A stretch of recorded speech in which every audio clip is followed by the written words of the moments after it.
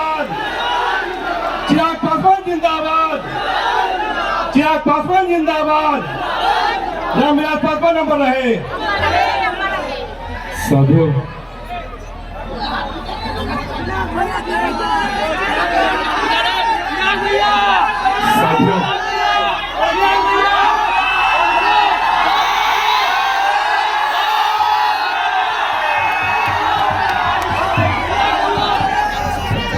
साथियों, आज आप लोगों के बीच एक ऐसे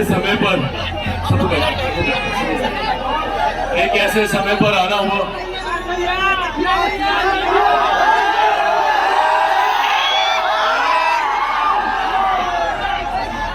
आज एक ऐसे समय पर आप लोगों के बीच आना हुआ जब आप सब जानते हैं कि देश में आम चुनाव को लेकर सरगर्मियां एकदम बढ़ी हुई हैं। गठबंधन को लेकर, प्रत्याशियों को लेकर तमाम तरीके की बातें प्रमुखता से सुर्खियां बनी हुई हैं। आज यहाँ पर हमारे मीडिया के भी कई साथी मौजूद हैं और जो लंबे समय से इस बात का कयास लगा रहे हैं कि चिराग पासवान लोक जनशक्ति पार्टी रामविलास किसके साथ गठबंधन करेगी।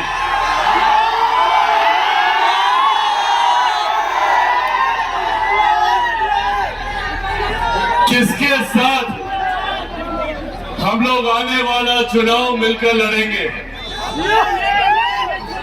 मीडिया के तमाम मेरे साथी लगातार इस बात का कयास लगा रहे हैं, तो मैंने सोचा कि आज अपने संबोधन की शुरुआत ही हम इसी बात से करते हैं।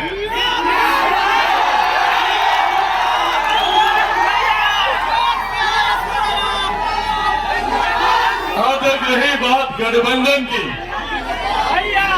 तो इस बात को मैं स्पष्ट कर दूं कि चिराग पासवान का गठबंधन, चिराग पासवान का तालमेल सिर्फ और सिर्फ बिहार की जनता के साथ है।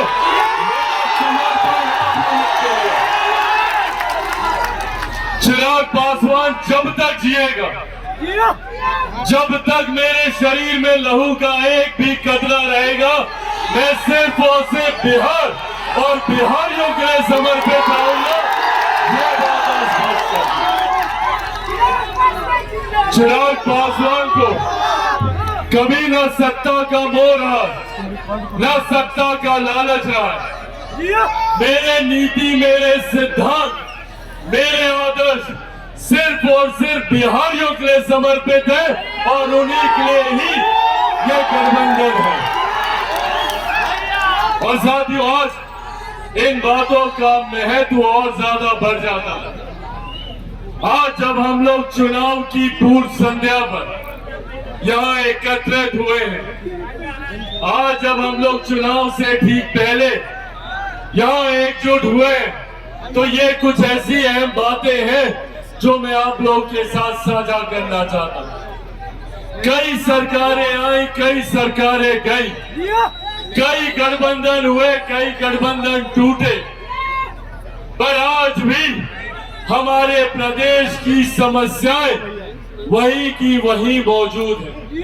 आज यही आग्रह करने आप लोगों से, हमारे प्रदेश को बार बार कई सरकारों ने लूटा, कई राजनीतिक दल आए, कई राजनीतिक नेता आए, बड़े बड़े वादे हम लोगों से किए गए, बड़ी बड़ी बातें हम लोगों से कही गई, पर हकीकत है कि आज भी बिहार वही का वही खड़ा, बल्कि हर बीते साल के साथ बिहार बर्बादी की ओर अग्रसर हुआ। आज भी हमारे बिहार के युवा मजबूर हैं यहाँ से पलायन करने के लिए। आज भी हमारे बिहार के लोग दूसरे राज्यों में जाते हैं, शिक्षा के लिए, रोजगार के लिए, स्वास्थ्य सेवाओं के लिए।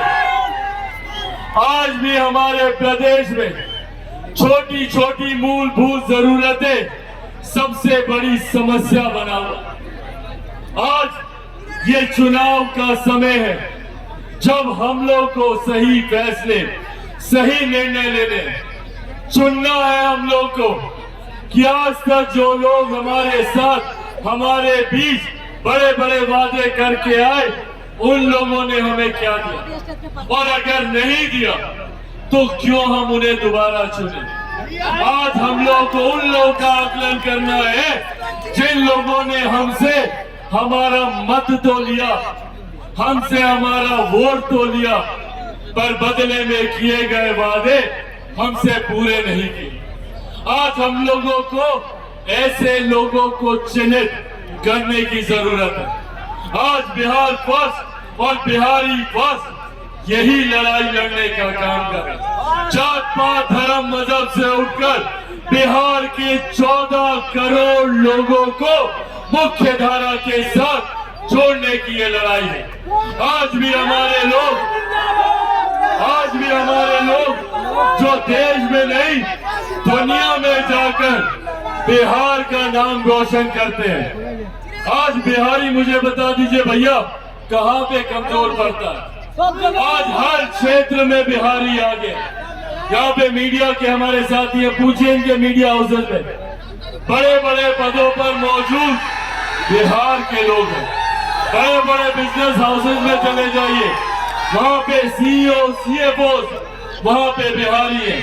बड़े बड़े अस्पतालों में चले जाइए, वहाँ के एचओडी बिहारी हैं। और ये कहने की जरूरत नहीं है कि सबसे ज्यादा IAS IPS ऑफिसर बिहारी देता है। दूसरे राज्यों में चले जाइए, बड़े बड़े उद्यमी आपको बिहारी मिलेंगे। तो जब बिहारी इतना आगे है तो मेरा बिहार इतना पीछे कैसे छूट गया, ये सवाल हमें अपने आप से पूछने की जरूरत है। आज देश में, दुनिया में लोग लोकतंत्र की दुहाई देते नहीं थकते। भारत विश्व का सबसे बड़ा लोकतंत्र है। बड़े बड़े देश, अमेरिका जैसे राज्य गर्व करते हैं कि हम लोग सबसे बड़े, सबसे पुराने लोकतंत्र हैं। पर मेरा प्रदेश लोकतंत्र की जननी रहा है। आज इस वैशाली की धरती पर खड़े होकर मुझे गर्व होता है कि अगर देश को और दुनिया को किसी ने लोकतंत्र का मार्ग दिखाया, लोकतंत्र का रास्ता दिखाया, तो वो हमारी वैशाली की धरती है। एक से एक महापुरुषों ने हमारी धरती पर जन्म लिया। एक से एक महापुरुषों ने हमारी धरती पर आके अपने ज्ञान के रास्ते को आगे बढ़ाने का काम किया। जहां एक तरफ गौतम बुद्ध की धरती, भगवान महावीर की धरती, गुरु गोविंद सिंह जी की धरती, मेरी माता सीता की धरती, ये बिहार रहा है। बड़े बड़े जो लोग राजनीति में चाणक्य नीति अपनाने का काम करते हैं, चाणक्य की धरती रहा है। यहाँ पे गणित में शून्य का आविष्कार करने वाले आर्यभट्टा की धरती, ये हमारा प्रदेश रहा। तो जब हमारा प्रदेश इतना आगे रहा, इतना गौरवशाली हमारे राज्य का इतिहास रहा, बगल में नालंदा है, नालंदा यूनिवर्सिटी का जिक्र हम लोग सदियों से सुनते आए। जब देश को क्या, दुनिया में भी किसी ने शिक्षा के महत्व को नहीं समझा था, तब से हम लोग नालंदा यूनिवर्सिटी की चर्चा करते हैं। जब अलग अलग देशों के राष्ट्रीय अध्यक्ष आते हैं और महामहिम राष्ट्रपति उनके स्वागत में भोज देती हैं, तो उस कार्यक्रम में एक बड़ी तस्वीर नालंदा यूनिवर्सिटी की लगाई जाती है। ये हमारे प्रदेश की पहचान है। पर आज यही प्रदेश विभिन्न प्रकार की समस्याओं से जुड़े, और ये जिम्मेदारी अब हम सब पर आती है। हमारी पिछली पीढ़ी ने निरंतरता में संघर्ष किया, हमारे बुजुर्गों ने किया। मैंने खुद अपने नेता, अपने पिता आदरणीय रामविलास पासवान जी को देखा कि किस तरीके से उन्होंने अपना पूरा जीवन समर्पित किया, कि कैसे हम लोग अपने प्रदेश को विकसित राज्य की श्रेणी में लाकर बराबरी पर खड़ा करें। पर कई तरीकों के मतभेदों की वजह से, कई तरीकों के विभाजनों की वजह से हमारा प्रदेश उस विकास की गति को हासिल नहीं कर पाया। और आज यही आग्रह करने आप लोगों के बीच आया। हम लोग को जात पात धर्म मजहब में बांटकर विभाजन की राजनीति सुनियोजित तरीके से की। प्रदेश को विकास से हम लोग अछूता रखें, ताकि यहाँ पर कोई विकास की बात ना करे, यहाँ पर कोई अपने बेहतर भविष्य की बात ना करे। इस तरीके के राजनीतिक षड्यंत्र जानबूझकर हमारे प्रदेश में रचे। लगातार हमारे प्रदेशों में विरोधाभास की सरकारें रही, केंद्र में कोई और, राज्य में कोई और, राज्य में जिसकी सरकार, केंद्र में उसके विपरीत विरोधाभास की सरकार। पर साथियों, अब ये समय है अपने अधिकारों को जानने का, अपने हक, अपने अधिकारों के लिए लड़ने का। कब तक हम बिहारी दूसरे प्रदेशों में जाकर शिक्षा रोजगार के लिए दूसरे प्रदेशों का मुंह ताकते रहेंगे? आज जरूरत है अपने ही प्रदेश में बेहतर से बेहतर शैक्षिक संस्थान खुले। यहीं पर हम लोग को उच्च स्तरीय शिक्षा अपने ही प्रदेश में, और अपने प्रदेश में ही नहीं, अपने ही जिले में, अपने ही प्रखंड में, अपने ही गांव में हम लोग को बेहतर से बेहतर शिक्षा व्यवस्था मिले, स्वास्थ्य व्यवस्था मिले। ये लड़ाई बिहार फर्स्ट और बिहारी फर्स्ट लड़ा, और यही आग्रह करने आज आप लोग के बीच आया। निरंतर मेरा प्रयास रहा कि अपने क्षेत्र को आगे बढ़ाने का काम करूं। मुझे पिछले 10 साल से सौभाग्य मिला जमुई लोकसभा का प्रतिनिधित्व करने का।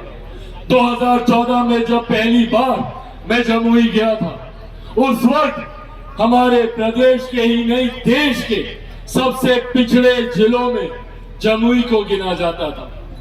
नीति आयोग की रिपोर्ट में 99 पायदान पर जमुई था। मैंने अपने पहले कार्यकाल में जमुई को 99 पायदान से 9वें पायदान पर लाकर खड़ा करने का मैंने काम किया। और आज आप लोग को बताने में मुझे खुशी और गर्व होता है कि पिछले 5 सालों में नीति आयोग की रिपोर्ट ने जमुई को आकांक्षी जिलों की सूची में पहले पायदान पर खड़ा किया है। ये बिहार फर्स्ट और बिहारी फर्स्ट का योगदान है। ये बिहार फर्स्ट और बिहारी फर्स्ट की सोच।